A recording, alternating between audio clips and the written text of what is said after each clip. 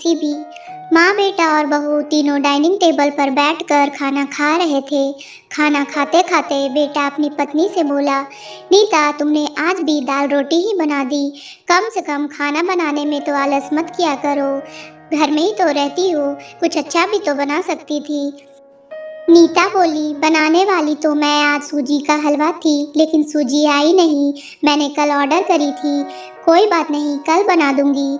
Kitchen में cooker की सीटी सुनाई देती है और खाना खाते खाते नीता किचन में चली जाती है। किचन से वापस आकर डाइनिंग टेबल पर बैठते हुए नीता कहती है कि आलू पकने के लिए रखे थे, शाम को आलू की टिकिया बनाएंगे।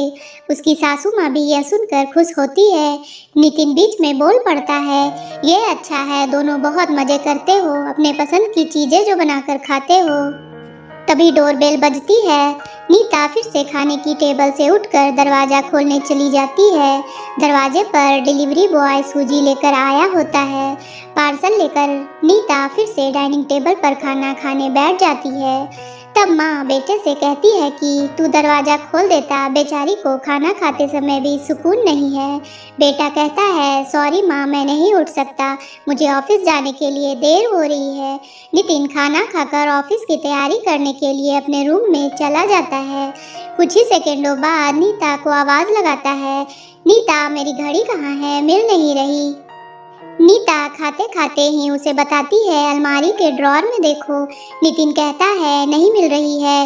नीता फिर एक बार खाने के टेबल से उठकर उसके तरफ जाने ही वाली होती है कि सासू माँ उसे रोक लेती है और पहले खाना खाने के लिए कहती है। सासू माँ कहती है, बच्चा नहीं है, ढूंढ लेगा वह। अगले दिन सुबह सुबह नितिन अपने बेडरूम में कोई फाइल ढूंढ रहा होता है और उस फाइल को ढूंढने के चक्कर में उसने कमरा तहस नहस कर दिया होता है। नितिन बड़बड़ा रहा होता है, इस घर में कोई चीज़ अपने ठिकाने पर नहीं मिलती। इन औरतों को भी कोई काम नहीं है, इसलिए हर चीज़ इधर उधर करते रहते हैं। नीता अपने कमरे में आकर कमरे का बुरा हाल देखती है तो नितिन से पूछती है कि क्या कर रहे हो नितिन। नितिन कहता है, परसों मैंने तुम्हें फाइल दिया था, कहाँ रखा है वो।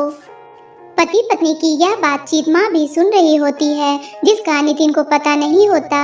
अब माँ और नीता नितिन को सबक सिखाने के लिए प्लान बनाते हैं।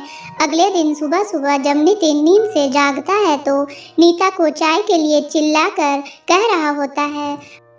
पास ही में सोफे पर बैठी माँ उससे कहती है, नीता नहीं है, वह अपने माँ के घर गई है, कोई जरूरी काम था।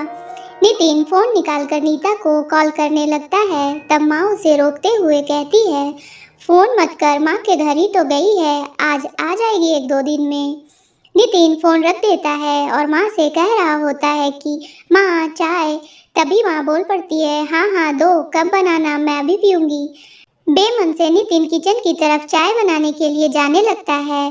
तब माँ फिर से खड़े होते हुए कहती है, अरे बेटा रुको। नितिन को लगता है कि माँ उसे रोककर चाय बनाने चली जाएगी, लेकिन माँ कहती है, मेरी चाय में थोड़ी चीनी कम डालना। नितिन चाय बनाकर लाता है। माँ और बेटा दोनों चाय पी रहे होते हैं।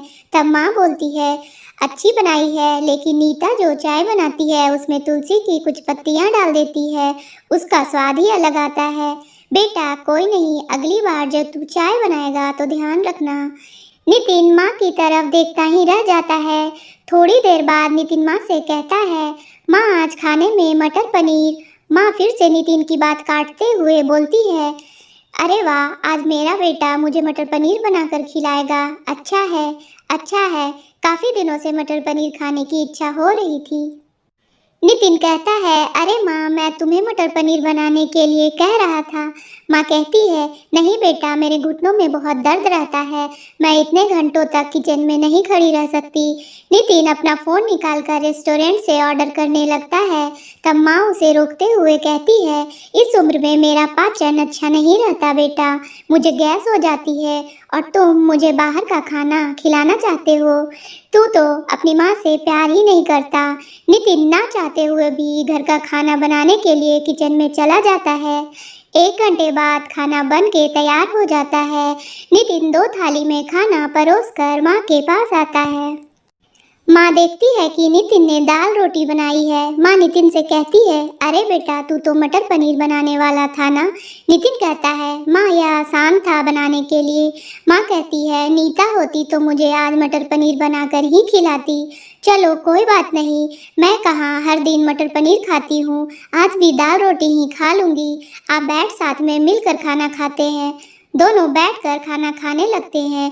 नितिन ने पहला निवाला मुंह में रखा ही होता है कि माँ उसे कहती है, अरे बेटा दाल में नमक थोड़ा कम है, जाकर जरा नमक लेकर आ। नितिन खाते खाते उठता है और किचन से जाकर नमक लेकर माँ को देता है, फिर अपना खाना खाने बैठता है। बीच में ही माँ खांसने लगती है और नितिन से कहती है, अरे बेटा खाना गले में अटक गया है, थोड़ा पानी लेकर आ। नितिन फिर से खाना खाते खाते उठता है और पानी लेकर माँ को देता है। इन सब से नितिन के मुंह पर परेशानी साफ देखी जा सकती है। नितिन को अब महसूस हो रहा था कि जैसा बर्ताव वह नीता के साथ करता है उसे कितना बुरा लगता होगा। हालांकि नीता के मुंह पर कभी उसने सिकन नहीं देखी थी। माँ यही नहीं रुकती, खाना खा के हो जाने पर माँ नितिन को थालियाँ धोने के लिए कहती है। फिर माँ अपने बेड पर आराम करने लगती है। तब नितिन को चादर ओढ़ाने के लिए कहती है। उसके बाद जब नितिन रूम से जा रहा होता है तब उसे रोककर एसी कम करने के लिए कहती है। इन सब कामों से नितिन अपने आप परेशान हो जाता है, लेकिन कुछ बोल नहीं पाता। अगले दिन सवेरे सवेरे नितिन खाना बनाने के लिए सब्जियां काट रहा होता है, लेकिन उसका ध्यान सब्जियों पर नहीं होता। वह नीता के बारे में सोच रहा होता है और पछतावा कर रहा होता है कि वह कितना गलत था कि हाउसवाइफ का काम आसान होता है।